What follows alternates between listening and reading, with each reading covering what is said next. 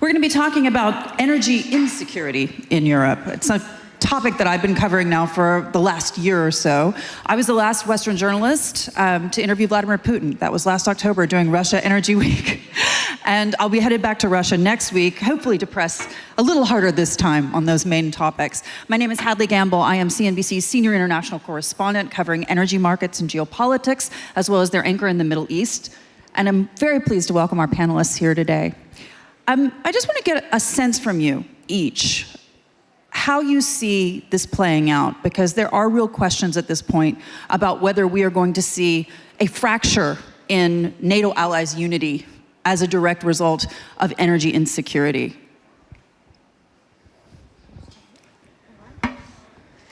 Good afternoon, or good morning, actually, everyone. And yeah, it's a good question, and I think it's a question that is critical not just for the future of Europe and NATO from the perspective of the next winter, but actually we are looking at long-term perspective, whether Europe and NATO allies can stand united against the threat that is coming and is happening when it comes to Russia using its energy as the weapon against democratic world. So I think there is no other way for Europe and NATO to survive but stay united and show the example of unity and make sure that it's not just about surviving but about thriving together. Alexander. Well, I believe that actually what we've seen is a display of unity inside the alliance, not via the instruments of the alliance, but when Russia weaponized gas against Germany and other Central European nations, what we've seen is Norway, the Netherlands, and the United States actually, coming to the help of these countries. We in Germany now get most of our gas from Norway. The Dutch have been great in providing more gas, and LNG imports from the United States have grown significantly. So I wouldn't think of this as a fractious issue, but an issue that needs management, obviously, so that it doesn't turn into a fractious issue. But for now, I am quite satisfied at the level of solidarity inside the alliance.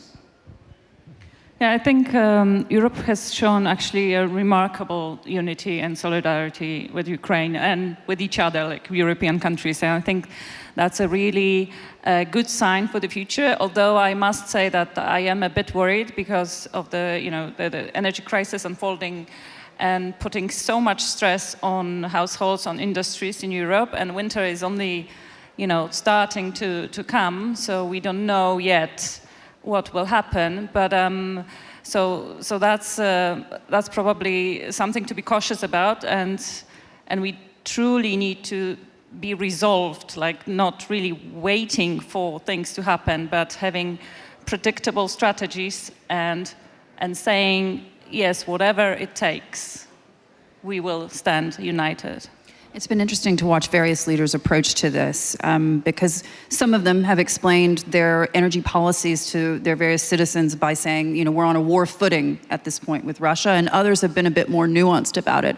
Olaf Scholz, the German chancellor, recently coming out with this 200 billion euro package. Now, this is something that has proved, as you say, fractious at this point because we have a lot of pushback. I'm hearing it from Hungary, Lithuania, Italy, Mario Draghi even weighing in and saying this is not necessarily the best approach. Walk us through that, Alexander. Well, I believe the 200 billion euro package is supposed to send a very strong signal that Putin's weaponization of energy is not going to work in Europe's largest economy. The government has been very resolute about answering it. It's actually been termed, the 200 billion euro, as a defense shield against the weaponization of energy. And I think the fractiousness comes when you read what Thierry Breton and Paolo Gentiloni wrote in the Frankfurter Allgemeine this morning, comes from a certain apprehension, of the fact that Germany is actually capable of drawing on capital markets for 200 billion euros, while other countries with higher debt levels are not. And I think that's an EU issue, a single market issue that affects sort of the level of competitiveness inside the union and the issue of the level playing field. And as we speak, the ECOFIN is meeting And I'm sure they're going to have a very intense discussion about this. But I believe what one should also keep in mind is that much of what comes into Germany serves to help households, SMEs, smaller companies, but it also helps to provide our Speicher, our storage facilities that other European nations can draw on. And so therefore, I think the jury is still out on whether it's going to be a fractious move or one that will actually enhance Europe's energy security. Are we in danger of leaving other European nations with smaller budgets behind? No, the issue is not whether you have a smaller budget or not. The issue is how high your debt level is. If you are already head over heels in debt, you have a problem drawing on capital markets for additional funds. And I think that's the issue. And this is, I think, the issue that's being discussed right now in, I think it's Luxembourg or Brussels. And when you read Breton and Gentiloni very closely, what you read is an appeal for a European mechanism, a European solidarity mechanism, which is fine by me personally. But of course, the suggestion is to do it via mutualization of debt. And the mutualization of debt is something that we've done in SURE, but which has been considered very exceptional, extremely exceptional. Next Generation also a portion. And so I don't see a willingness in the German government or other governments to go down that road in the energy situation. Monika, I'd like you to weigh on this one, because obviously Poland is in a different dynamic. They are trying desperately to wean themselves off of coal and move into new energies, into cleaner forms of energy, but at the same point, ensure that you don't have energy insecurity. Where are you today? Well, I probably wouldn't frame it as desperately trying, because this has not been a fully consensual issue among Polish politicians, getting off coal, especially now that, in fact, coal, the domestic coal that goes to power plants, does provide energy security and does provide actually for the fact that Poland has lower power prices than the rest of Europe currently. So the picture is now more mixed, but I think going forward, I think there is a big understanding that to build resilience against any future shocks, we need to do two things. Invest heavily in energy efficiency and in renewable energy. And these two things, they will not help for the coming winter, maybe not even for the next winter, because there is a longer lead time to some of the investments, but this is the only two things that we can do, that we will be more resilient against any future crisis. And actually there are very good signs in Poland this year and last year. Heat pumps were growing at the fastest rate among all European countries in Poland. Photovoltaic, PV, rooftop solar has been growing very fast over the last 2 years. So there are very positive signs. Offshore wind will come along in just a few years. So I think, within a matter of 8 to 10 years, we'll see more than 50% of power coming from renewable energy sources in Poland, which is a very good way forward. And if we can tackle the issue of having firm capacities still there, instead of the coal capacities, which is not that obvious, what should replace them with, because normally we were saying gas is the transitional fuel away from coal. Well, now it's kind of tricky to treat gas as transitional fuel. What I'm saying always, let's treat gas as transitional capacities, because we will have some gas plants, but they will not be running all the time. They will be using less gas because they will be just for balancing the peaks. You were mentioning the prospect of a long, cold winter. We've seen the weather reports, at least so far. God forbid that is the case, but where is Poland in that mix in terms of your situation? Because at this point, I understand that the government is looking to tax the windfall profits on energy companies to make up for that deficit for folks at home. But at the same point, you could run into serious problems. Well, again, so the issue of power prices is not as acute in Poland as elsewhere. That's the first point. Of course, it's still very, very worrying, and any government would have a really big problem allowing these costs to be passed on to the households and industries. So windfall profit tax is one of the ways to deal with that, of course, and it will be used. I'm sure of that, and that's understandable and sensible in this situation that we are in. The second point would be again, government debt or raising other taxes. There's no other possibility. We have really very few instruments available to us. The good thing is that Polish economy has been growing very fast, and the recovery, post-COVID recovery, was also one of the, if not the biggest or the strongest in Europe. So there is, there is some leeway in public finances, in the general economy, that allows this shock to be absorbed, hopefully, if it does not go on and on for 5 years. Victoria, speaking of shocks being absorbed, when you look at the energy mix in Ukraine today, one of the things that I've spoken to with the CEO of Naftogaz, for example, as well as the CEO of DTEK, is the move beyond gas to nuclear, for example. There's been an ability in Ukraine over the last several years to really lean into that. Do you see that as continuing? Well, the discussion on the energy mix, the perfect energy mix for Ukraine and for specific countries in Europe in general, I think it is a discussion that we need to have right now and have strategies to implement our visions. And it should be our common vision, because we see ourselves to be part of European Union, and we can start, and we have already started to be part of the energy system of European Union ENTSO-E already prior to the full-scale invasion. It was one of the first major steps.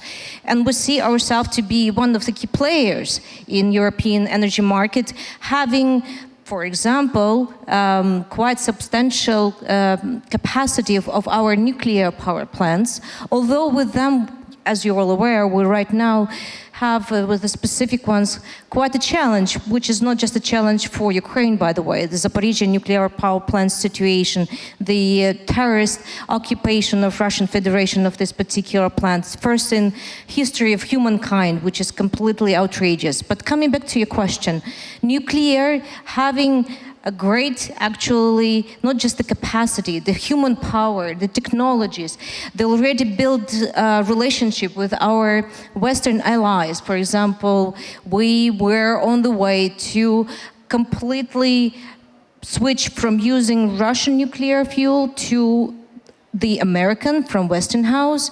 It's one of the examples of our cooperation. Also, small modular reactors is also on our pipeline as part of the vision for Ukraine.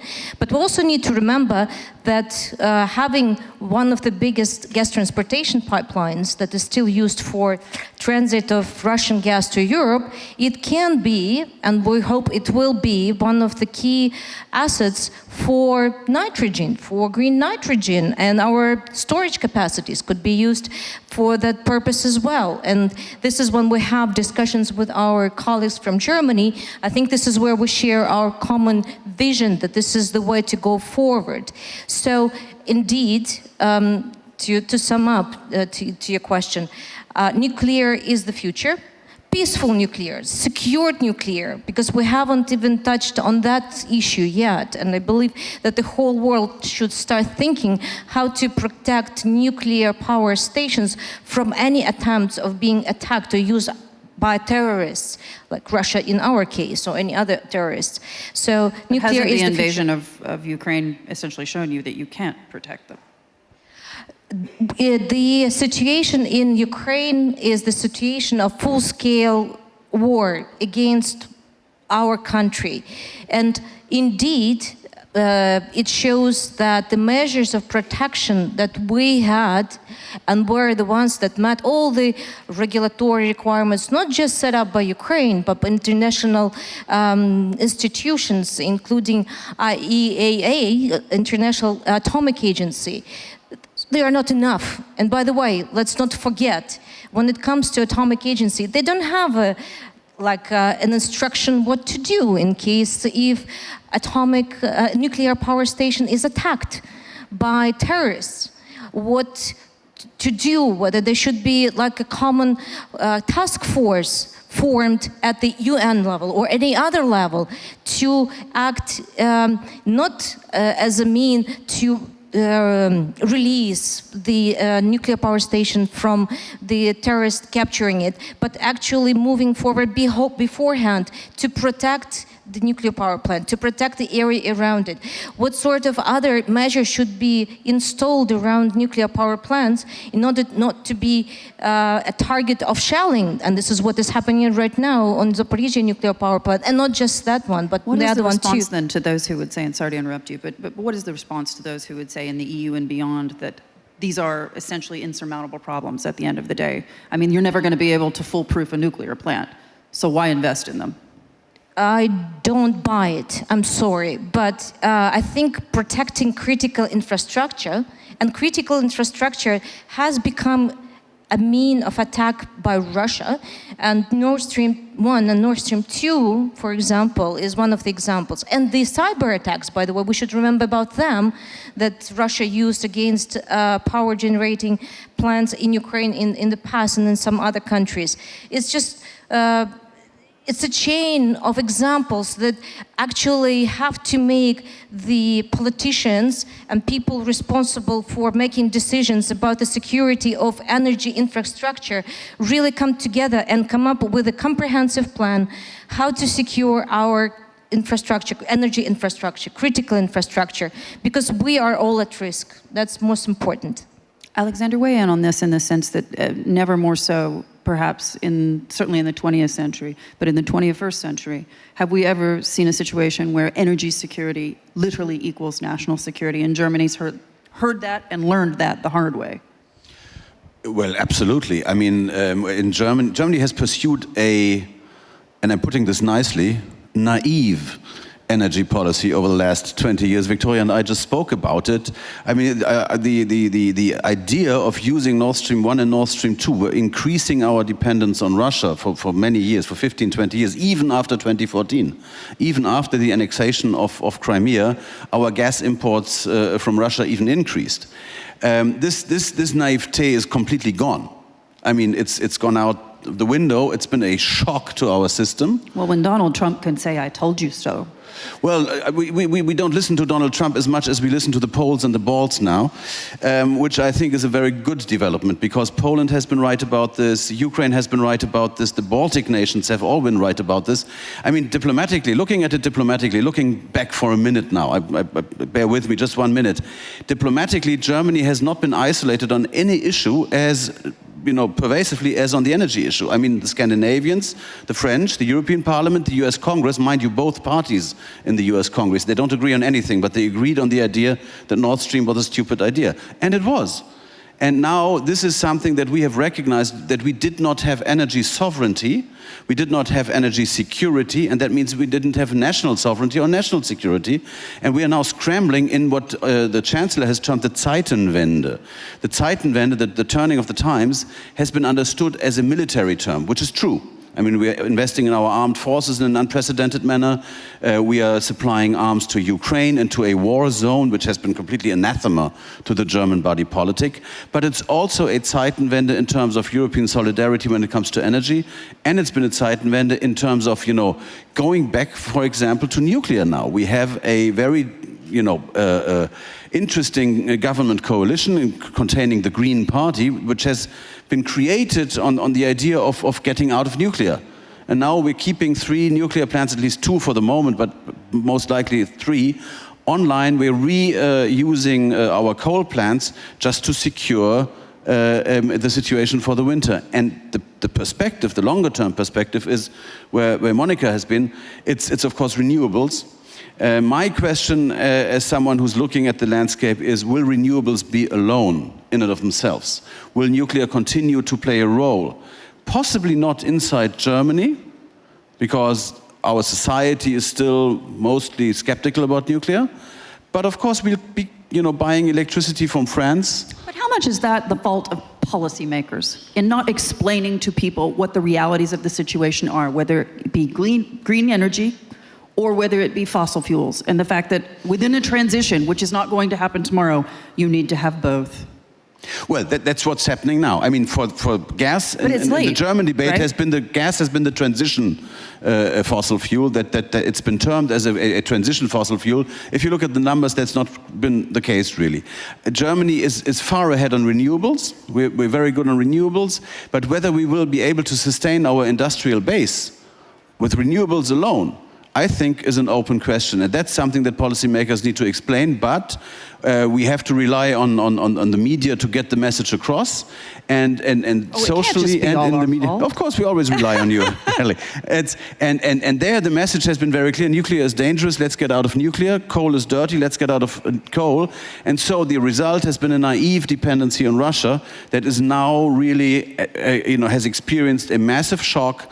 And that shock is felt in the body politic throughout, and changes are coming, new explanations are coming, and we have now a Green Minister of Economic Affairs who's keeping nuclear power plants online, which is remarkably not easy for him, in all fairness. Truth. And I mean, when you have 20 to 30 years of a certain policy narrative, it's very hard to put the brakes on that, no doubt, and change the messaging. Monika, you have a not quite similar issue here in Poland. We talked a little bit about the coal dynamic, but when you take a step back and think about the level of investment that it's going to need for Poland's energy diversification, and where you think you're going to get those investments, whether they be from international organizations, from other countries, where do you see the availability or the opportunity for investors? Well, the beauty of investing in energy efficiency solutions and renewables is that these investments tend to be distributed and more financed by the private sector, and easier to do, basically, with the exception of offshore wind, which is a very big capex outlays needed, and these investments need big investors. All the rest is really up to the private sector.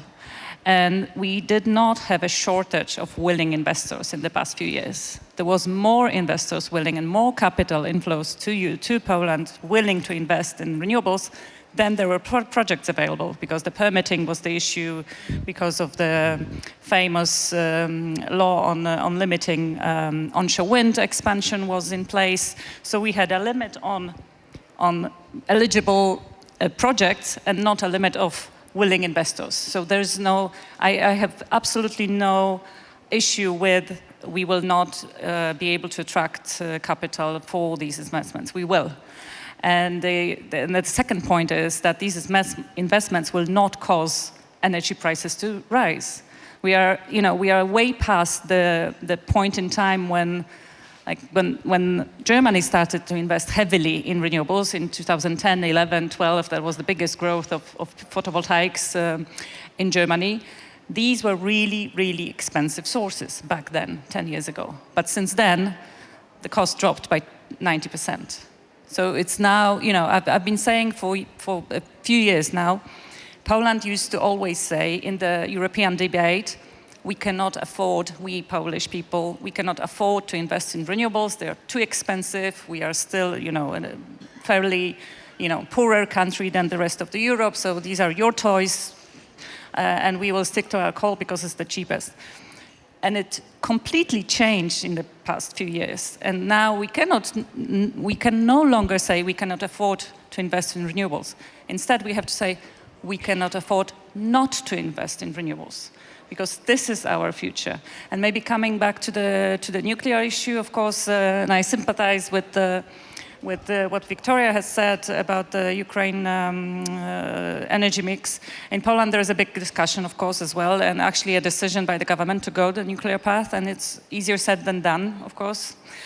And that's the biggest problem. I think the biggest problem with new nuclear projects, is how long it takes to build them.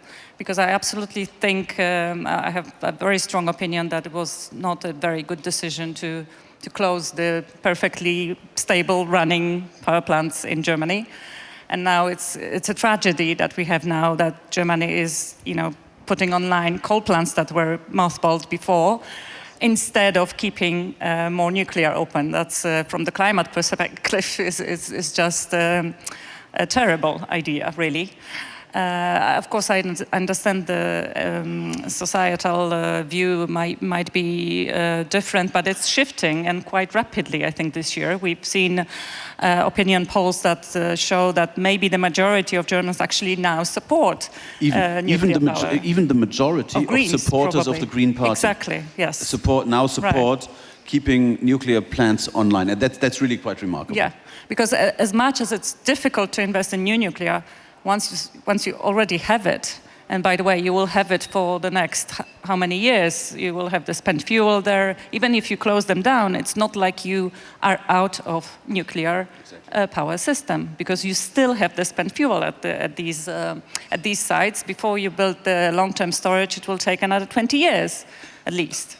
Maybe more. There's not even a location chosen in Germany. And you can also reuse this used nuclear waste in the future, because the technologies are developing. Yeah, but they will be also probably in the next 10 to 20 years developed, not sooner. It's just a very long lead times. That's the longest, technology with the longest lead times for investment, for operation, and for decommissioning that we can. And it's a tough one when you have short-term election cycles. With every new leadership coming in, having a different vision and a plan. It's something, of course, that we see in the United States. Most recently, the difference between the Trump administration versus the Biden administration in terms of their outlook for energy.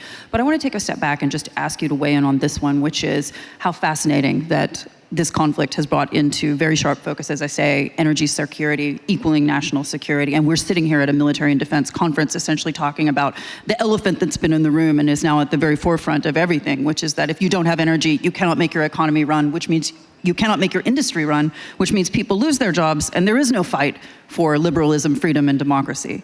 So when you think about that more broadly, how do you believe that energy is going to have to now factor into defense strategies? Because you got to remember that Lloyd Austin, the Defense Secretary of the United States, said as one of his initial pillars that climate change was one of the things he was most worried about, and he felt that renewables and green energy were the way to go. But now we're back on the back foot, if you will, in a sense, because as though we know that renewables have to be a big part of the energy dynamic going forward, we know that there's a transition to getting there. If you want to weigh in on that, Victoria.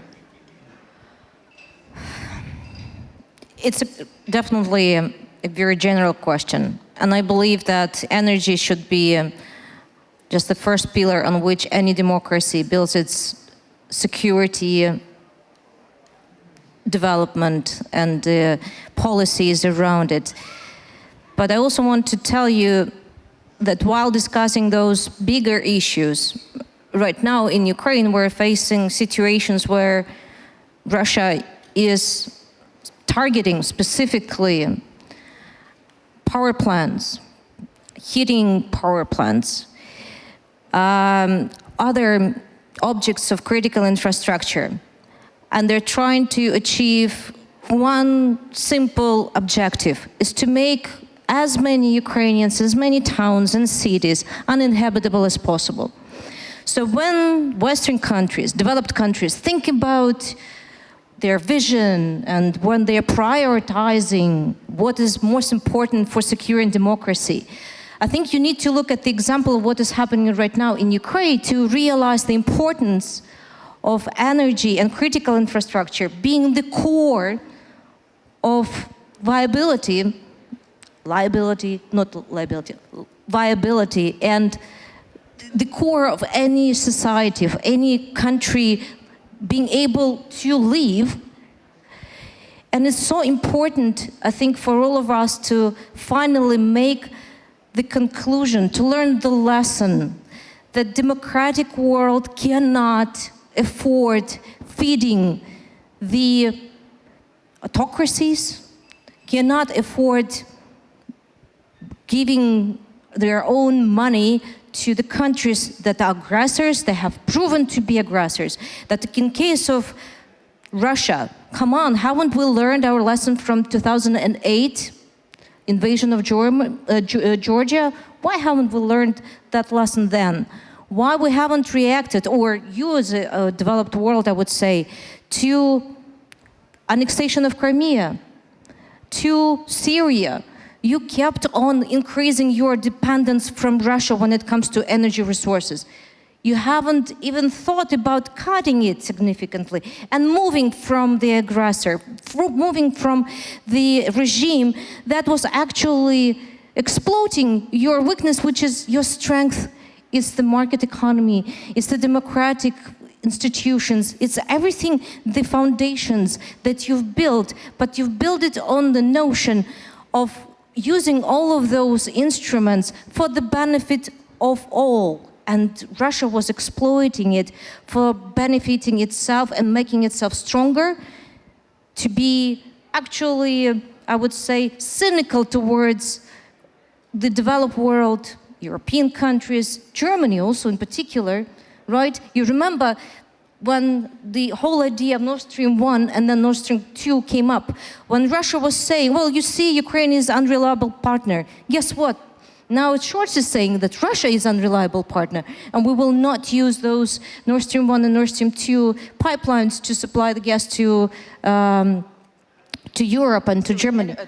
Secure energy has to be a part of a defense strategy for every country. Secure should be number one, because I'm sorry, but in the modern world, you cannot have cities, towns, countries without electricity and heat and gas in certain cases in their own homes, right? It's just impossible. So it's the foundation on which all modern societies and countries build. Alexander, what happens next from an EU level, in your opinion? Well, that's a good question. I don't know what the EU's bodies will decide. We'll have the ECOFIN, we have the European Council coming days. But I think there's a number of issues that I think should be decided. One is, of course, the issue of supply security. We should be able to secure enough energy to get through the winter with warm apartments and with a functioning economy. That's number one. Number two, supply expansion. We need to expand the supply of electricity in particular in order to get the price down. That's absolutely crucial, because right now prices are so high that many people are panicking. I just come from a conference with a number of German SMEs, trading people, who say, listen, I mean, the mayor of Berlin is talking about the fact that possibly, 2 to 3 hours of blackout every day aren't a big problem. And they would go like, are we crazy? Are we going mad? I mean, what does it mean? It means no payment systems. It means no cooling. It means, it's crazy. It's something that really we need to expand the supply to get prices down, because many companies are in a really significantly difficult situation. And the third element when it comes to supply is supply solidarity. So inside the European Union, what we have done now, because the French nuclear power plants are underperforming right now massively, and so Germany has used the little gas that we bought to generate electricity to send it to France. And I think that's the way we need to continue to work together. So it's really security, expansion and solidarity, and then moving to the demand side, demand reduction. So don't heat your apartments to the same level that you heated last winter, just carelessly because gas was simply there. It no longer is.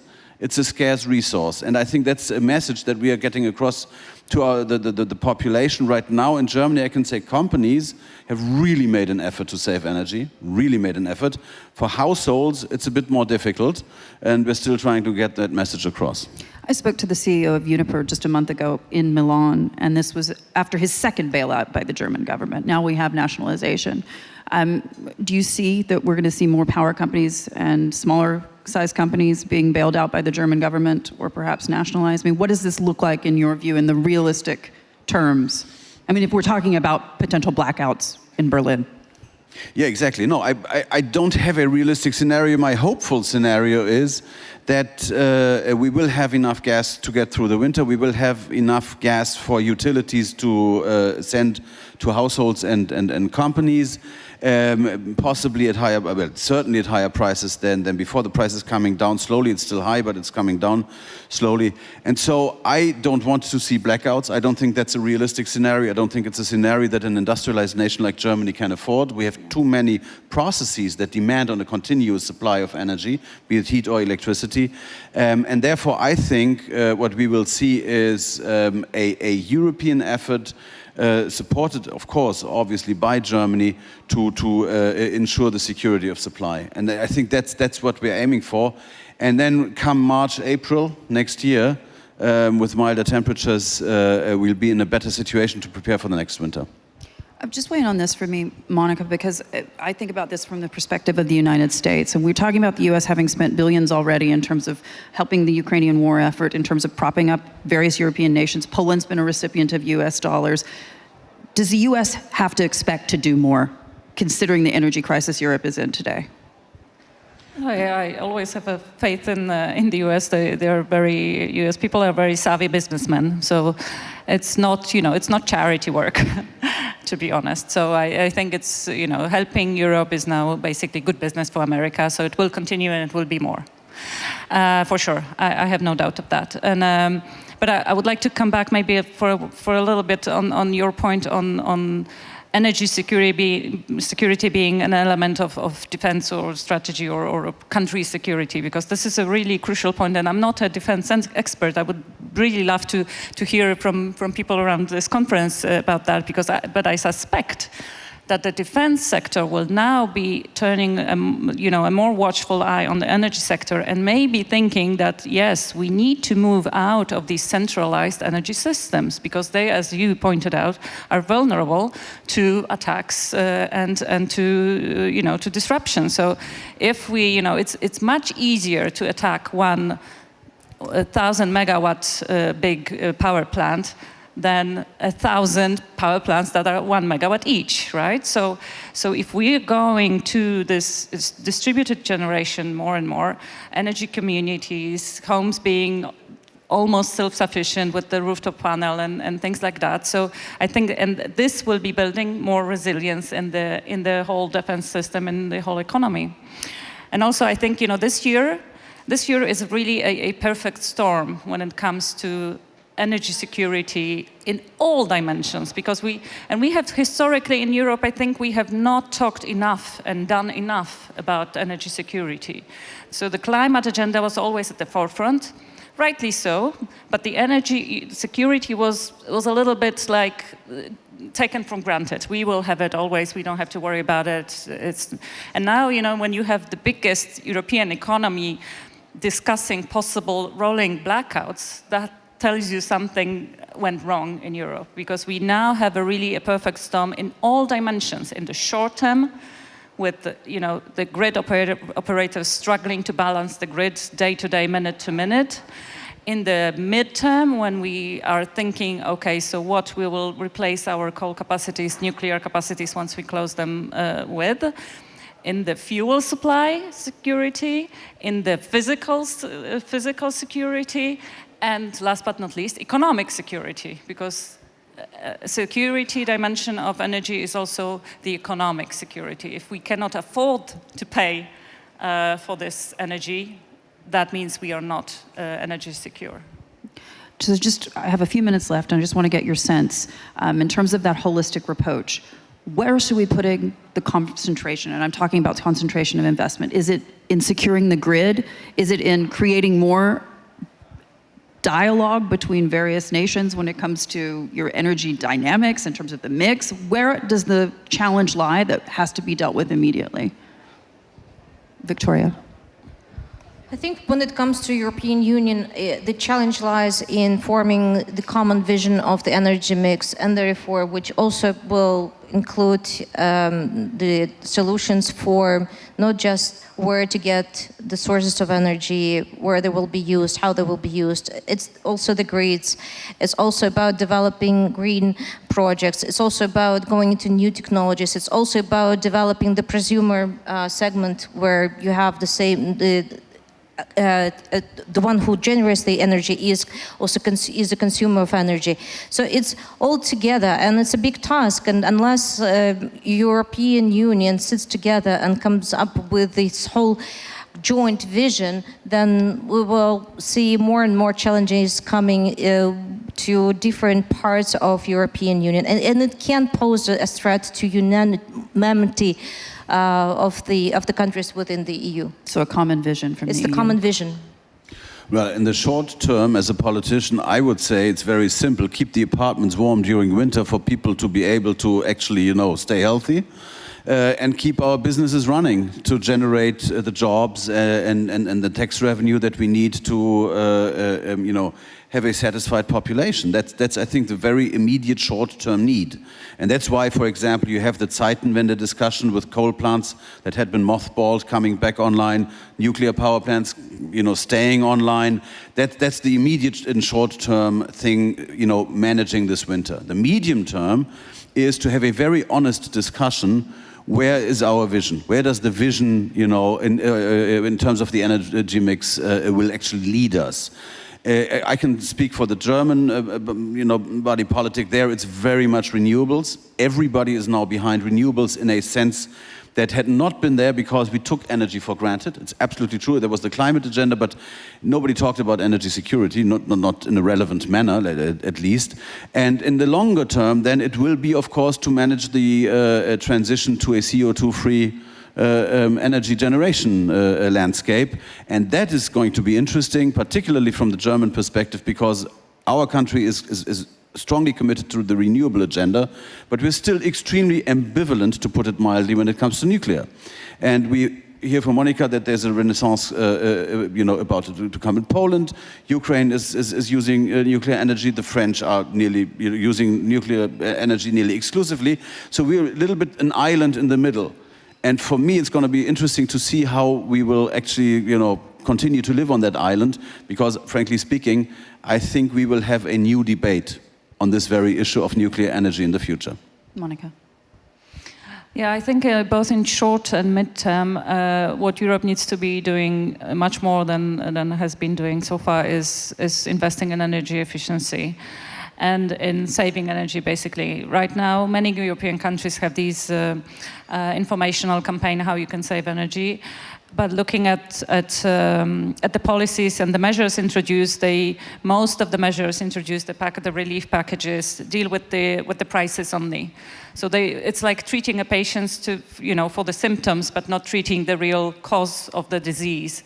So we are using too much energy, and we have too little coming in. So there is this imbalance between demand and supply, and we need to, as quickly as possible, rebalance this demand-supply situation. So both in very short-term, immediate term, in this winter, saving energy wherever we can, and mid-term, really investing in a more systemic approach to energy efficiency, so insulating homes and things like that. I've been asked recently about somebody that whether I think that Poland should be doubling down on coal mining, because there's a shortage of coal in Poland and elsewhere, so we should be scrambling to get some investments into mines as quickly as possible to get more coal. And I said, no, what you need to be doing, you should be investing, yes, but in ways how to need less coal for heating homes, for producing electricity. So this is where you should be investing, not in new coal supply, but rather thinking how to reduce the demand. And especially in Poland, we are before the winter yet. If we were here 2 months from now, you would probably go outside of this nice hotel and smell the air, which would be really dirty. Because of homes being heated by individual coal boilers, and it's just not acceptable anymore. And this is the priority all around Europe. The priority should be definitely energy efficiency, energy savings as much as possible. I like the analogy with the patient. Right now, my impression is that it's really a very good image. Our energy systems are like in the ambulance on the way to the hospital, and the doctors are desperately trying to keep them alive, for them to arrive in the hospital. That's what I mean by the short term. The very short term is really keep the system going, keep people in warm apartments, and keep our energy, keep our businesses working. This is not a beautiful sight. It's not something that is perfect or a long-term thing. It's really getting our systems through the winter in that ambulance, and then we can discuss about a thorough cure and rehabilitation afterwards. Just one comment. Since I had many discussions with your colleagues about the coming winter and this whole notion that everyone is afraid that people in Germany will freeze, every time when they hear such a statement, I could just tell a very short story. During the first days of full-scale invasion, Russians shelled a city called Chernihiv. It's up north from Kiev, and over 700 people died there. 300 of them, they basically froze to death because they were in shelters where there was no electricity, no heat, nothing. So while for Germany it's hypothetical, for anyone in Europe, issue of freezing to death, for Ukrainians, it's the reality. So please remember about that. Tomorrow I'm going to be in Vienna, where OPEC Plus is widely expected to cut as much as 1 million barrels per day of oil production. Does this, in your mind, hurt the cause of democracy in Europe? And by that I mean Ukraine's fight against Russia.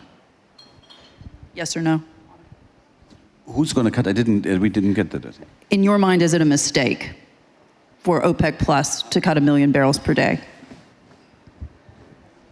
Well, I mean, anything that limits the supply right now and has a tendency to increase prices is going to hurt the system. There's absolutely no doubt about that. And so I would consider it a mistake, yes, from the European perspective, certainly. Monika. As I said, we have a shortage of energy in Europe. We have more demand than we have supply. So anything that helps to rebalance the situation is good. And I think that exacerbates the problem is clearly not favorable to Europe. And but again, our response so far has been not that bad in terms of reducing demand during this year. And actually, for example, for gas, we have been able to rebalance the market, meaning we still have enough gas in Europe because we reduced the demand, and of course we diversified via LNG terminals, and we are waiting for new ones to come online very shortly. Victoria. For me, it seems like OPEC is just playing the play according to the script written in Kremlin. In December, the full embargo on oil is coming to in force in Europe. So it's, of course, for the benefit of Kremlin. And it's a direct hello from those who make decisions what is the future and security in Europe when it comes to energy sector. Panelists, we have to leave it there. Energy insecurity in Europe. Thank you all so much for joining us. Thank you.